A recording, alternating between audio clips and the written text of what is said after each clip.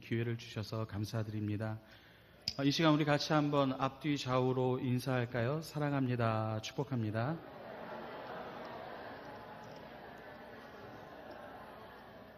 우리 한 번 더 인사해 봅시다. 우리 장로님들 많으시니까요. 우리 장로님을 뵈니, 그 다음에 우리 권사님, 우리 또 집사님, 우리 또 형제님, 자매님, 우리 목사님, 전도사님을 뵈니 살맛이 납니다. 이렇게 한번 인사해 보실까요? 장로님을 뵈니 살맛이 납니다. 자매님을 뵈니 살맛이 납니다.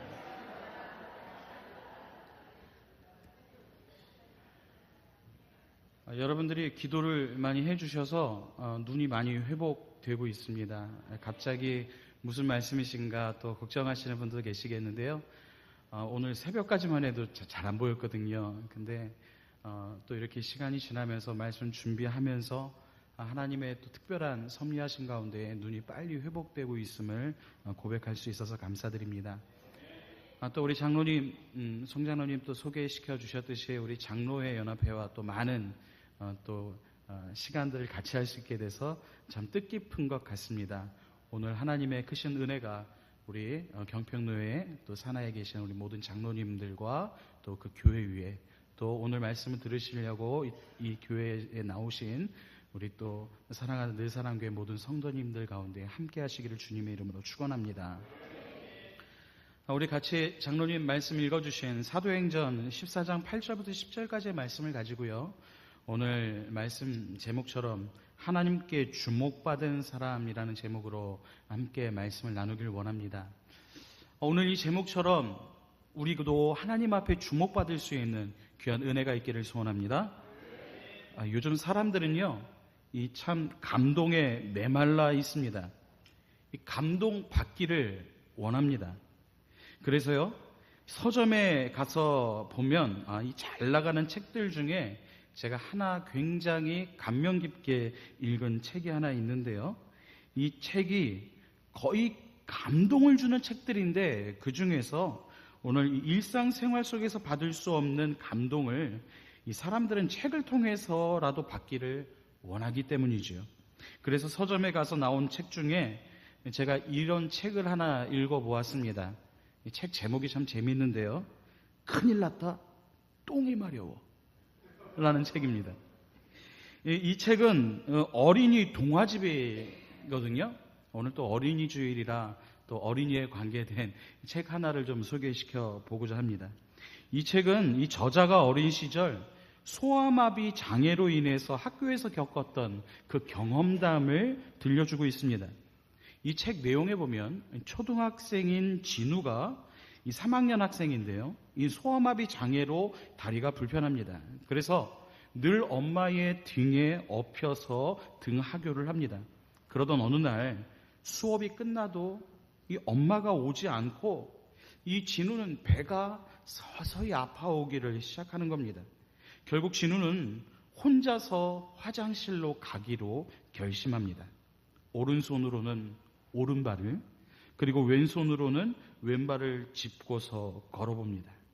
그런 진우에게 생각하지 않았던 장애물이 나타나는데요. 그게 바로 계단이었어요. 그 진우는 엉금엉금 기어서 계단을 올라 드디어 화장실 문을 활짝 엽니다. 그러나 화장실 바닥에는 이 오줌이 질펀하게 고여 있었습니다. 용변을 본 후 교실 쪽으로 발걸음을 향하는데 이번에는 5학년 형들이 이 진우를 향해서 앉은뱅이 하면서 이렇게 약올려 놀려대기를 시작합니다.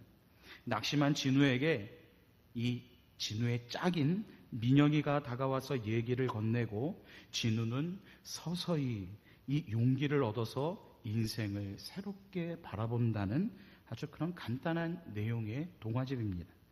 자, 여러분, 걸을 수 있다는 것 때문에 여러분 하나님께 감사해 본 적이 있으십니까? 아멘이세요?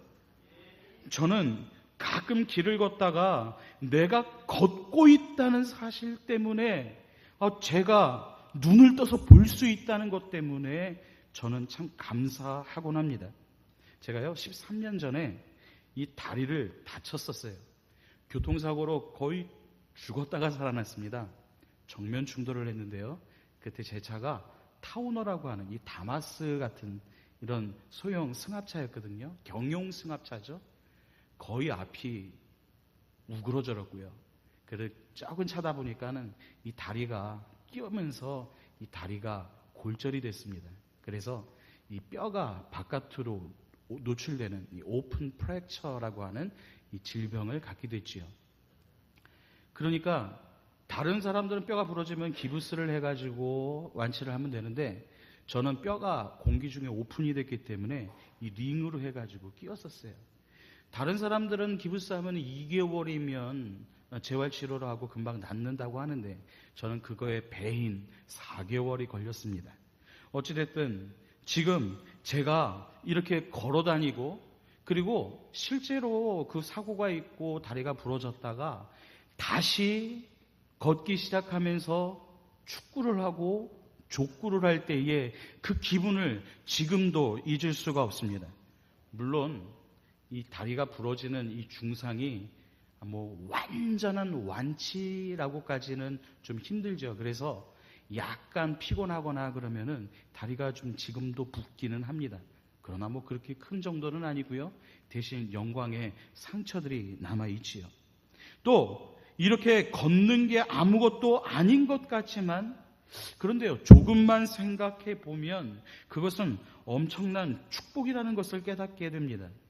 여러분, 글을 읽고 쓰는 것도요, 글을 읽고 쓰는 것도 이 손을 마음대로 사용할 수 있다는 것도 얼마나 큰 복인지 모릅니다. 오늘 본문에 한 앉은뱅이가 등장을 합니다. 우리는 사도행전 3장에서 한 사람의 앉은뱅이를 발견합니다. 그러나 오늘 본문에 나타난 이 앉은뱅이에게는 그가 그 3장에 나오는 앉은뱅이가 갖고 있지 않았던 새로운 한 가지가 있었습니다.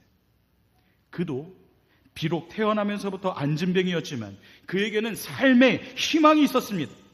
단순히 걷기를 위한 것이 아니라 그보다 더 큰 변화를 바라는 마음이 그에게 있었다는 겁니다. 자, 앉은뱅이의 상태를 한번 볼까요? 자, 오늘 본문은 비교적 앉은뱅이의 상태에 대해 자세히 설명하고 있습니다. 8절을 한번 같이 읽어볼까요? 같이 있습니다. 시작. 루스드라에 발을 쓰지 못하는 한 사람이 있어 앉아 있는데 나면서 걷지 못하게 되어 걸어본 적이 없는 자라. 자, 오늘 8절에 보니까 먼저 발을 쓰지 못하는 사람이 나오죠. 오늘 이 발을 쓰지 못하는 사람은 평생 남의 신세를 져야만 합니다. 또 참 어려운 일이지요.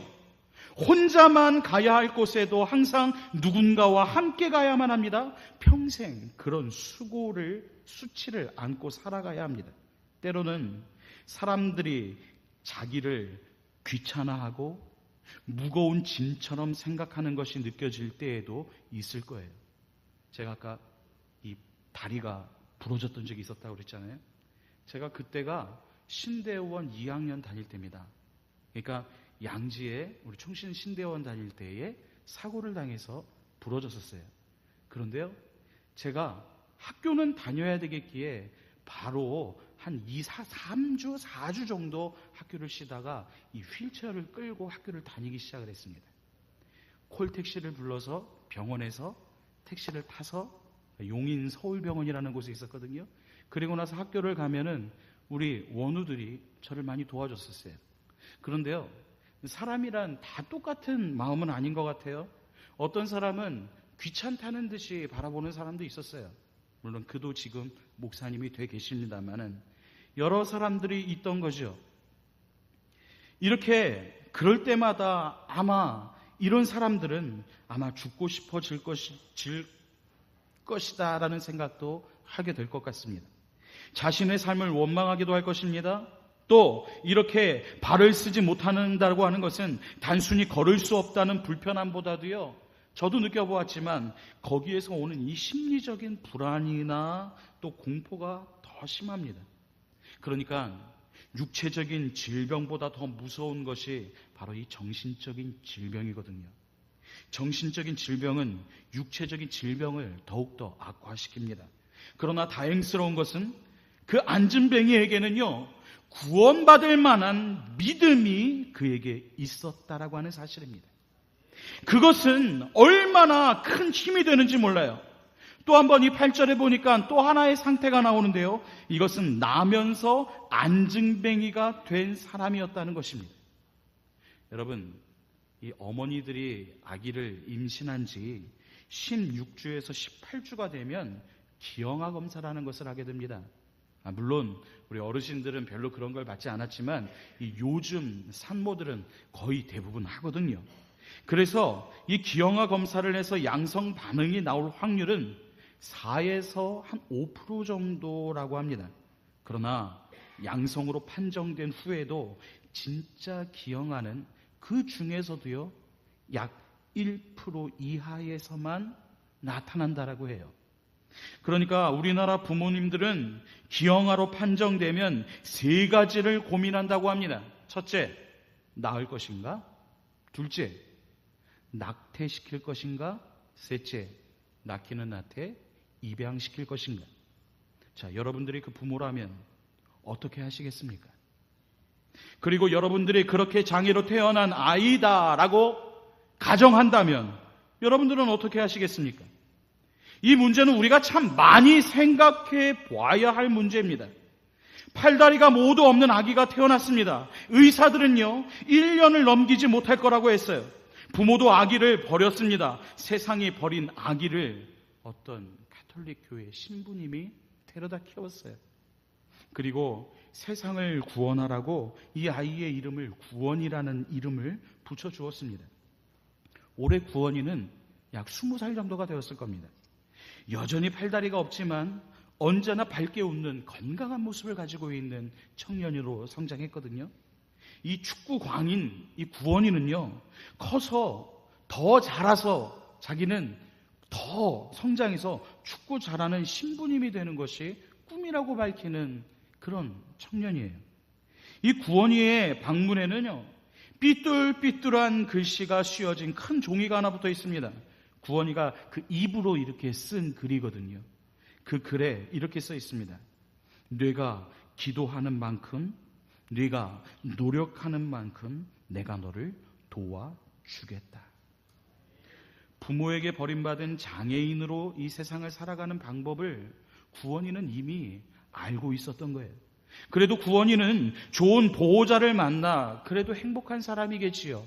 물론 목사님을 만났으면 더 좋았을 뻔했는데 이 구원이는 신부님을 만났어요. 세상에는 불행하게 태어나 끔찍하게 죽어가는 사람들이 훨씬 더 많이 있습니다. 만일 나면서부터 안진뱅이 된 그 사람도 구원받을 만한 믿음이 그에게 갖지 못했다라고 한다면 아마 그도 불행한 인생이었을 것입니다. 그러나 믿음은 사람을 변화시킬 능력이 있습니다. 오늘 또 3번째의 모습을 볼까요? 그 상태는 바로 한 번도 걸어본 적이 없는 사람이었다는 겁니다. 사람들은 한 번도 경험하지 못한 것에 관한 두려움이 있어요.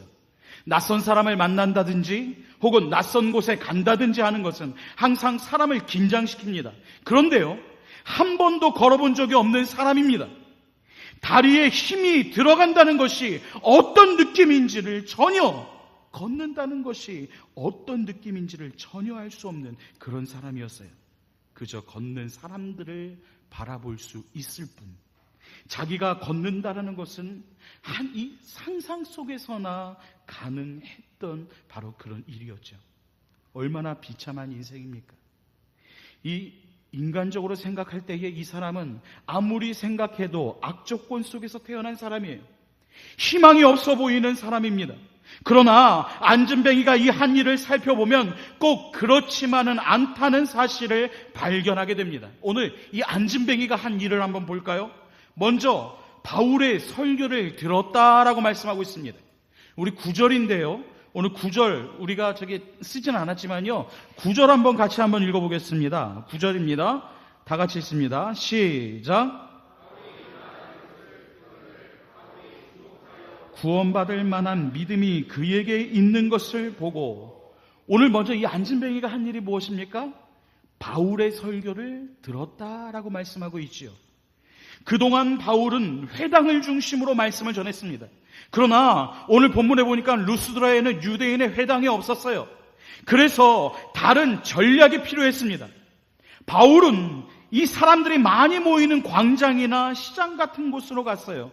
그곳에는 바울은 복음을 그곳에서 전했습니다. 저 말씀을 전하다 보면 그날따라 유난히 눈에 띄시는 분이 있습니다. 예, 오늘도 있습니다. 네. 바울이 말씀을 전할 때에도 오늘 이 바울의 눈에 띈 사람이 있었어요. 나면서부터 발을 쓰지 못하는 이 안진뱅이였습니다. 바울은 이 말씀을 들으려고 자리를 잡고 앉아있는 그가 바울의 눈에 띄게 되었습니다. 여러분, 설교 시간에 주의를 집중하고 모든 정신을 설교자에게 빼앗기는 게 여러분 쉽습니까? 아니면 어렵습니까? 참 말씀하기 곤란하시죠? 예, 어렵습니다. 이게 아니에요. 설교자가 아무리 뛰어나도 청중들도 함께 준비가 되어야 하기 때문입니다. 그래서 설교에 은혜 받는다는 건 아무나 할 수 있는 일이 아닌 거예요. 설교자 혼자만의 힘으로 되는 게 아닙니다. 그래서요, 오늘 이 안진뱅이가 바울의 눈에 띄었다라고 하는 것은 그에게 영적인 갈망이 있었고 또 평소에 잘 준비되어 있었던 사람이라는 사실을 말해주고 있습니다. 바울은 그에게서 구원받을 만한 믿음을 발견했던 것입니다. 또 하나 구원받을 만한 믿음이 그에게 있었다라고 오늘 사도 바울은 말씀하죠. 그럼 구원받지 못할 만한 믿음도 있다는 말이냐라고 물어볼 수 있죠. 우리는 믿음을 잘 생각해야 합니다. 교회 다니면 믿음 있다는 전제를 버려야 할지도 모릅니다. 여러분, 성경은 아니라고 말하고 있어요.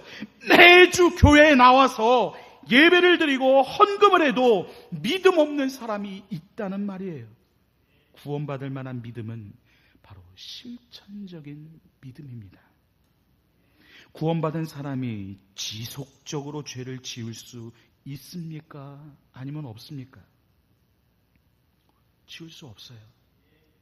구원받을 만한 믿음을 가진 사람이라면 절대로 그럴 수가 없다는 겁니다. 그렇기 때문에 구원받을 만한 믿음이 있다는 것인지요. 오늘 우리는 믿음을 너무 쉽게 생각하고 있어요. 그래서 교회에 회원만 되면 누구나 가질 수 있는 것처럼 여깁니다. 아닙니다. 믿음에는 증거가 나타나야 된다라고 히브리서 11장 1절에 말씀합니다. 여러분, 믿음은요, 보이지 않는 거예요. 그래서 누가 믿음이 있는지는 두고 보면 합니다. 여러분들에게 믿음이 있습니까? 그 믿음을 보일 수 있으시겠어요? 보일 수 없는 믿음, 보이지 않는 믿음, 어느 누구에게도 검증되지 못한 믿음이라면 여러분, 우리 모두 다시 한번 하나님께 무릎을 꿇어야 합니다. 그리고 하나님의 뜻대로 살아야 하는 거예요. 안진뱅이는 바울에 의해서 그 믿음이 검증되었어요. 구원받을 만한 믿음이 그에게는 있었다라고 하는 사실입니다. 그에게는 자기의 병을 고침받을 만한 믿음이 있었습니다. 그래서 이것은 놀라운 사실이라는 거예요. 회당도 없고 걸을 수도 없는 환경에 있는 그가 오늘 그런 믿음을 가졌다라고 하는 것은 이 놀라운 사실이 아닐 수 없습니다. 그래서 바울은 오늘 그에게 주목합니다. 그리고 하나님의 역사는 시작이 됩니다. 한번 따라해 봅시다. 하나님의 역사. 하나님의 역사. 자, 먼저 구절을 보니까 바울이 그를 주목하였다라고 말하고 있습니다. 바울은 이 안진뱅이에게 아까도 말씀드렸지만 구원받을 만한 믿음이 있었다는 것을 보고 그를 주목하여 보았습니다. 9절 한번 다시 볼까요? 9절. 자, 시작.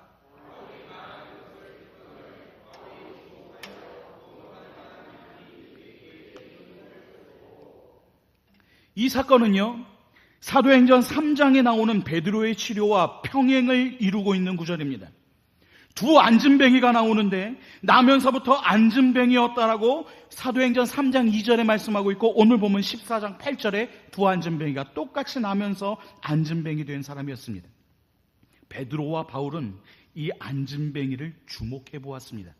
3장 4절에 보니까 베드로가 이 안진뱅이를 주목하여 보았다라고 얘기하고, 오늘 본문 14장 9절에 오늘 바울이 이 안진뱅이를 주목하여 보았다라고 말하고 있습니다. 그리고 치료받은 두 사람은 뛰고 걸으며 하나님을 찬미했다고 똑같이 3장 8절과 14장 10절에 기록하고 있어요. 하나님께 주목받은 인생이 되어진 것입니다. 안진뱅이는 오늘까지 한 번도 주인공이 되어온 적이 없었습니다. 늘 사람들의 놀림감이 되고 천대를 받았건 바로 이 사람이 오늘 하나님께 주목되어서 역전의 순간을 맞이하게 된 것입니다. 얼마나 감격적인 순간이었겠습니까? 얼마나 많은 눈물을 흘렸겠습니까? 하나님께 주목받은 인생, 여러분 생각만 해도 감격적인 순간일 것입니다. 저는 저와 여러분들이 오늘 그런 사람이 되시기를 진심으로 바랍니다. 특별히 하나님의 주목받는 인생이 되시기를 바랍니다. 정말로 그렇게 되었으면 좋겠습니다. 자, 오늘 또 10절에 보면 이렇게 말합니다. 다 같이 한번 읽어볼까요? 시작.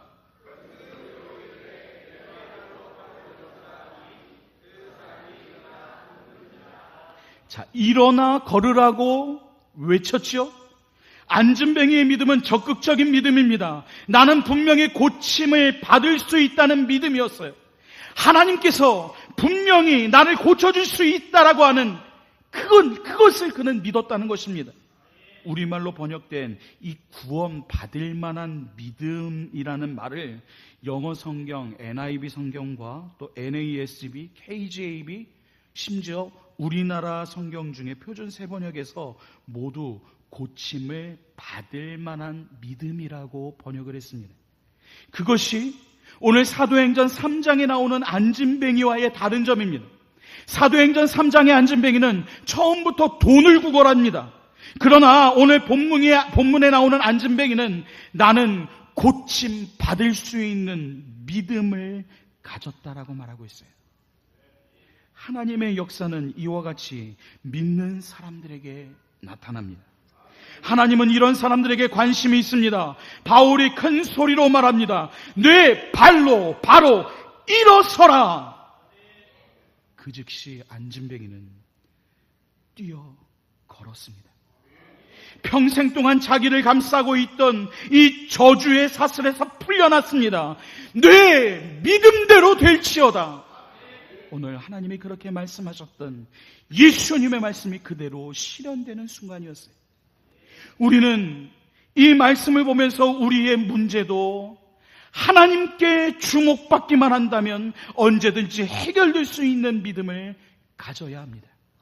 하나님께 주목받기만 하면 삶의 앉은 자리에서 일어날 수 있고 심지어 뛰어 걸을 수도 있다는 사실을 우리는 기억해야 합니다.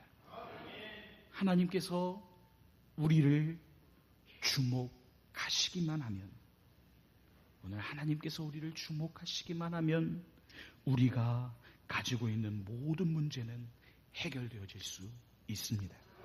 그러나 우리는 하나님의 주목을 끌기에 너무 부족한 사람들입니다. 아니, 어쩌면 하나님께 주목받는 방법을 잘 모르고 있는지도 몰라요. 안진뱅이가 하나님께 주목받은 비결을 다시 한번 살펴보십시오. 첫째로, 걸을 수 없는 환경에서 최선을 다해 말씀을 듣는 자리에 나왔다라고 하는 것이고요. 다른 하나는 반드시 고침을 받을 수 있다는 믿음이 그에게 있었다라고 하는 사실입니다. 여러분, 이 두 가지는요, 오늘 뗄래야 뗄 수 없는 관계입니다. 믿음 없이 말씀만 들어서도 안 되고, 믿음이 있어도 말씀을 소홀히 해서는 안 되는 거예요. 이 두 가지가 완벽한 조화를 이루었을 때에 안진뱅이는 하나님의 주목을 받았습니다. 우리도 이 두 가지를 놓치지 맙시다. 오늘 하나님께 주목받는 사람, 하나님의 인도함을 받고 하나님께서 사랑하시는 사람, 오늘 그 사람이 저와 여러분들이 될 수 있기를 바랍니다. 특별히 오늘 경평로회 우리 장로회 우리 연합회에 나오신 모든 장로님들과 또 우리 모든 들사랑교회 성도님들 마음속에 오늘 하나님의 주목하심을 받을 수 있는 영광스러운 놀라운 은혜의 복이 있기를 주의 이름으로 축원합니다.